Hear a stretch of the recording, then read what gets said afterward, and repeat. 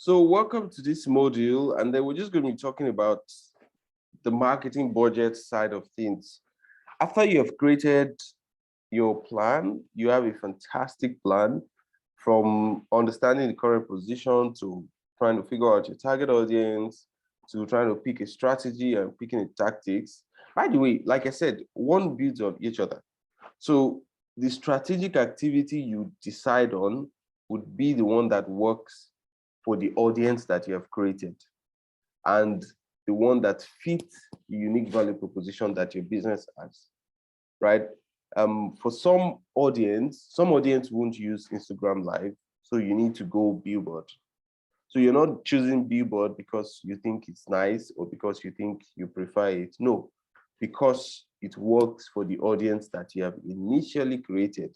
So everything needs to tie to each other. I need to be able to say that this strategy is being chosen because of the way the audience is, and then this tactics is being chosen to implement this strategy because that is the best tactics that help us execute what is in the strategic activity. Right. So here we just talk about putting a budget. So your budget is how much you're planning to spend at each stage of your marketing activity. So it's as simple as just saying, okay, for each of this channel and activity, how much is it going to cost?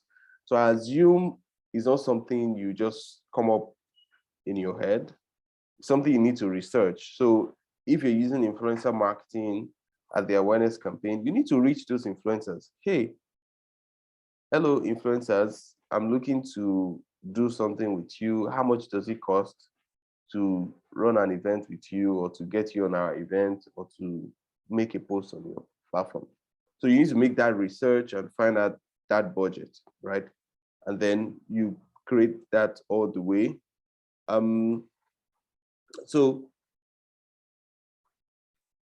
strategies, here are extra strategies that would help you choose a budget. Number one, you can look at your past data. So for things like influencer marketing, it's almost like a defined budget. But what about things like Facebook ads, Twitter ads, LinkedIn ads? Right? How do you know how much exactly you need to spend to achieve your desired result? Right? Remember, we have set SMART goals. All of this strategy needs to achieve our goal. Right? So how do we know how much to spend to achieve a particular result?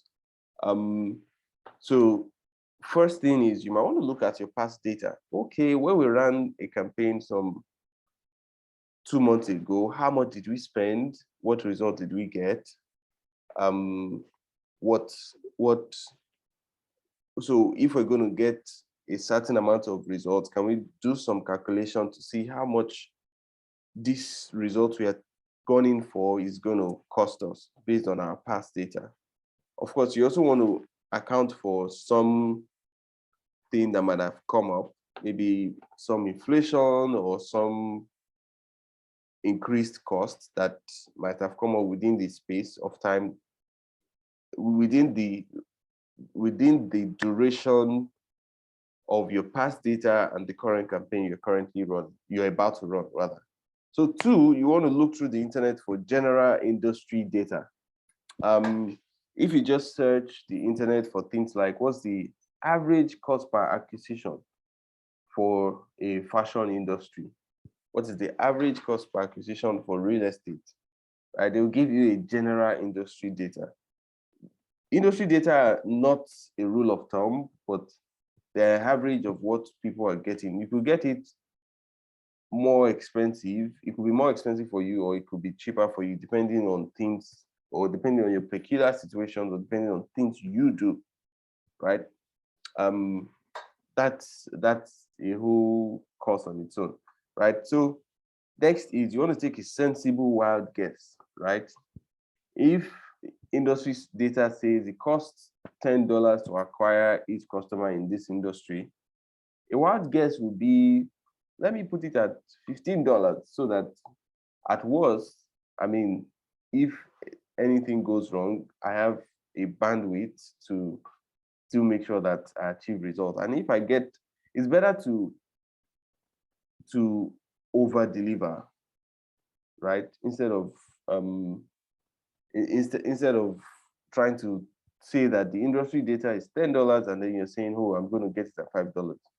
You're probably setting yourself up for failure, right? Then next, another strategy you can employ is to perform a test run to get a standardization data.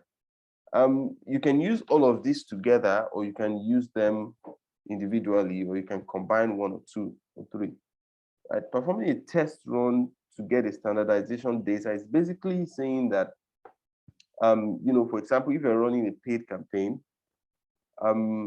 so let's try to run a test campaign, maybe with a $20, and then see how much impressions we get, how much clicks we get. So that way, you know that this is a test campaign. So with $20, we're able to get 30 clicks or 100 clicks. So if we want to get 100,000 clicks, then we need $2,000, no, $20,000 rather, right? So that's another strategy to choose a marketing budget. But overall, when you have that data, you want to put it in your marketing plan. So see you in the next module where we'll talk about, I think, the last thing, which is choosing your KPI and success metric.